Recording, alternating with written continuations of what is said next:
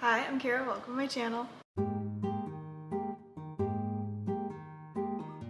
New location because the lighting is way better up here than down in my room. This is my March wrap up. I'm going to tell you all the books that I read in March and what I thought about them. It's currently March 30th, so I do have today and tomorrow I could read, but the book I'm planning on reading I'm not going to finish in those 2 days, so I'm just doing it now.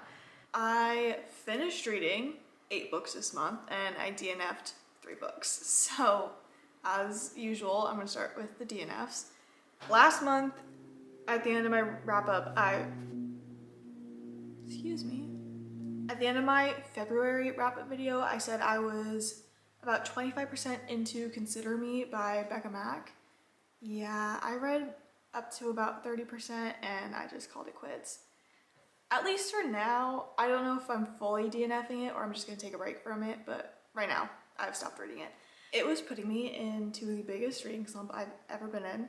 It just felt weirdly paced in my opinion. Like at the 30% mark where I stopped, it felt like that could have been the whole book. And it had 70 more percent. It was like they already were together a bit and then they broke up and they had their conflict and then they made up. And then they started to like go on a date. Where I stopped, they were about to go on a date. So much happened in that 30%, but also nothing happened. You know? It was so slow. And I just was not liking, what was his name? I literally don't even remember their names. I wasn't liking the guy. I am interested in reading Play With Me, the second book in that series, just because we saw the guy that one's about in Consider Me and I liked him more than I liked the guy of Consider Me, so I might try that one, but I don't know if I'll go back to Consider Me. Then I read A Simple Favor by Darcy Bell. I read this for my reading the highest versus lowest rated books on my Goodreads TBR, and this is the lowest rated for a good reason. I watched the movie multiple times. When I first watched the movie, I didn't know it was a book, so I didn't read it, obviously. And then I just got it on one of my book outlet orders. And it sat on my shelf for a good 2 years. I've had that book for 2 years. It's still on my shelf. I forgot to grab it. It didn't feel like the movie at all. And like, I love the movie. I love that storyline. But the book, I talk about it way more in depth in that video. So if you want to hear more thoughts, go watch that. Because I don't want to get too into it right now. Basically, the book felt like it was focused on different things than the movie was. It was like when they were writing the script for the movie, they cut so much of the plot line from the book because honestly it wasn't necessary. Like the movie is focused on a mystery, right? It's like Stephanie is trying to find her friend Emily because she went missing. And then the book is like, yeah, Stephanie wants to find her friend Emily, but it's more focused on stuff in Stephanie's past that has nothing to do with Emily. And then Stephanie wanting to be with Emily's husband now that she's gone. And like, yeah, that was part of the movie, but not that much. I think I read exactly half of it, maybe 150 pages, and I couldn't anymore. I was just sick of hearing the same stuff over and over again, and we were getting nowhere with the disappearance of Emily and stuff. I stopped. And then I had an arc, and that is Not Here to Stay Friends by Caitlin Hill. This is a YA romance, and I just think I'm straying away from YA romance a bit now. I'm gonna stick to adult, new adult, whatever romance, and just read YA mystery thrillers and fantasy. And also I didn't realize that I had already tried to read a book by Caitlin Hill, her debut book, Love from Scratch. I tried to do the audiobook for that. Maybe that's where I went wrong for that one because the narrators had the heaviest southern accent I have ever heard. And I just could not understand what they were saying. I got like 2 chapters into that and I called it quits. Those were all the DNFs, so now let's get into the books I actually did finish. Like I said, I read 8. I have 6 physical books and I read 2 on my Kindle. The first book I read this month was Rock, Paper, Scissors by Alice Feeney. I read this for part of my 20 book list challenge series. And the video that this is in has already been posted. I gave this 5 stars. I absolutely love this. This book is about a husband and wife, and the husband has facial blindness, so he's not blind. He can see stuff, but he can't recognize people and their faces. He like recognizes his wife by her voice and stuff. And the wife wins this raffle at her work or something, and they get sent on like a weekend trip to the mountains or like an isolated area, and some crazy stuff happens. I said in my 20 book list video, I think this is my favorite adult thriller. It's like I have a favorite YA thriller, but I think this is my favorite adult thriller. The writing style was so addicting, I did not want to stop reading this. And basically every chapter ends on just a tiny little cliffhanger, but it's enough to make you want to keep reading to figure out what happens. And it's also short chapters, so it flows really well. I did find something a little weird, but also interesting about this is there are 3 perspectives. 2 are told in the first person, and 1 is told in the third person. And it wasn't really explained, I don't think. Or maybe I just didn't process it correctly. But I just found that interesting. And I was a little confused when the third person showed up. But I loved it. I also think this is a good like starter thriller. Like if you're just dipping your toes into this genre, start with this one. Another book for my 20 book list challenge, but this was the first book I read for the second part of my series for it, so the video's not out yet. But the book is Stalking Jack the Ripper by Carrie Maniscalco. I give this 4.5 stars, and I was fully invested in the story 30 pages into it. It did take me a little while to get through this book because I'd say the first half is a little slow, but I was still like invested and I still wanted to know the story. Stalking Jack the Ripper is about Jack the Ripper. This girl, Audrey Rose, is helping her uncle with, what do you even call it? Like after people die, her uncle gets their bodies to like dissect them and figure out how they died or something. And she helps with that because she wants to do what he does. And then these women start getting murdered randomly in the street and no one knows who it is, Jack the Ripper. And then one of her uncle's students, I think he is, Thomas, comes to help them, and Audrey Rose and Thomas go out to try and figure out who Jack the Ripper is. And let me tell you, I was not expecting who Jack the Ripper was going to be. So A+ on that. As I was saying earlier, it took me a little bit to get into this book and took me longer to read the first half because this is set in the 1800s, so it uses terminology that would have been used back then. I hope you understand what I'm trying to say. So it just took a little bit to get used to that writing and language that Carrie Maniscalco was using. I love true crime. So I'd known the story of Jack the Ripper before I went into this. And in the back of the book, Carrie Maniscalco has a little note that says she was trying to be as accurate as she possibly could to the actual Jack the Ripper case, which I thought was really cool. And she explained how she used actual names of the victims and how she tried to keep the dates of events that happened as close to their actual dates of happening. But obviously she had to switch some things around to make her story work. So she just explained that, which I thought was cool and might be helpful for someone who doesn't know the case of Jack the Ripper before they go reading it. Back to my video for the highest versus lowest rated books on my Goodreads. The highest book for that was Reminders of Him by Colleen Hoover. I gave this 4 stars. I wouldn't say this is like a full romance. I'd compare it a little bit to It Ends With Us, not for like the plot and what it's about, but like It Ends With Us wasn't focused on romance. Like yeah, we got a little bit of Lily and Atlas, but it was mostly focused on Lily and her situation with Ryle. So I'd say this is kind of like that, where it's like, yeah, we get some romance between Kenna and Ledger, but the main focus of the story is Kenna trying to get her daughter back and trying to see her, with a little romance sprinkled in. Basically, Kenna was in prison for 5 years for something you find out later on in the book, so I'm not gonna say it.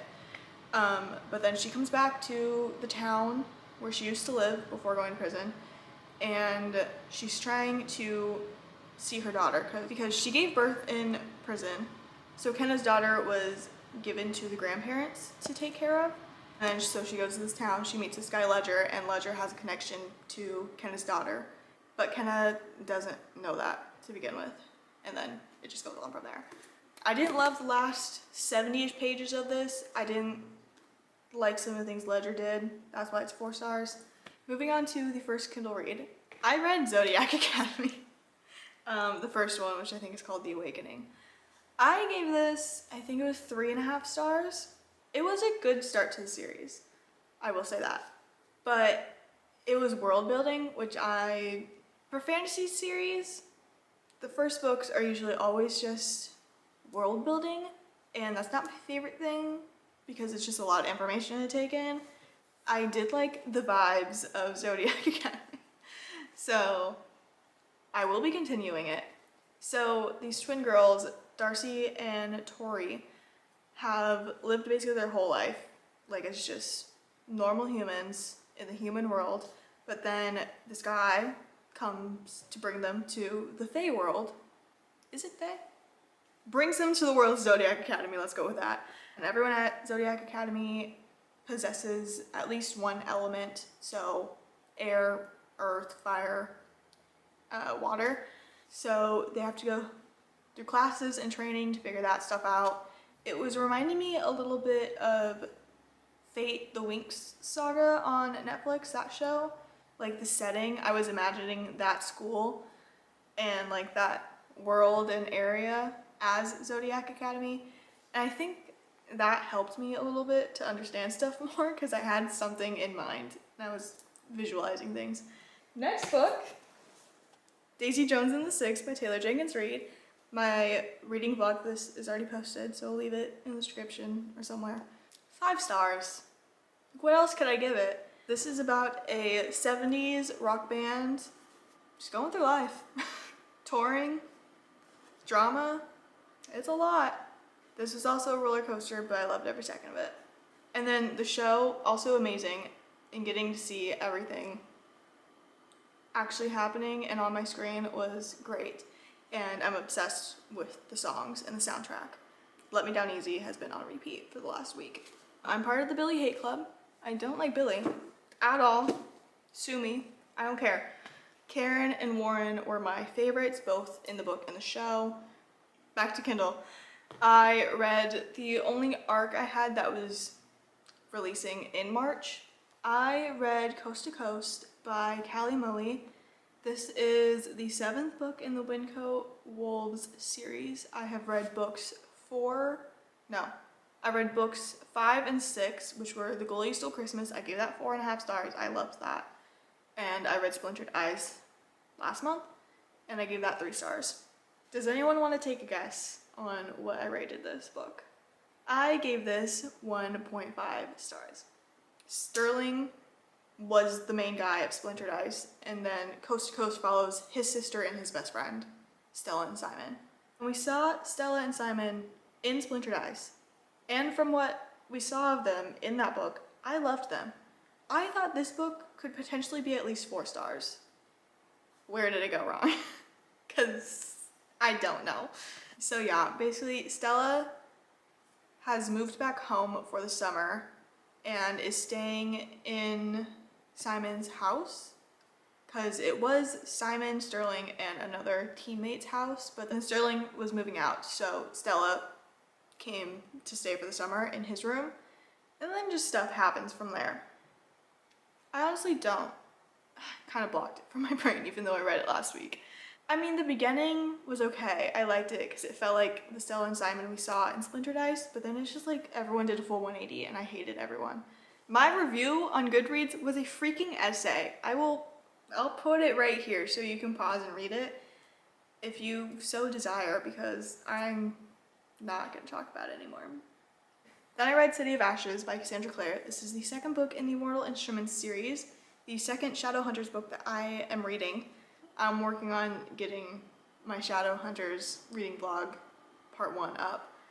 I still need to read City of Glass, and that's the book that I'm reading next, that I know I'm not going to finish in these last 2 days I have in March, so I didn't include it in this. City of Bones I gave 4 stars, and I gave this one 4.5 stars.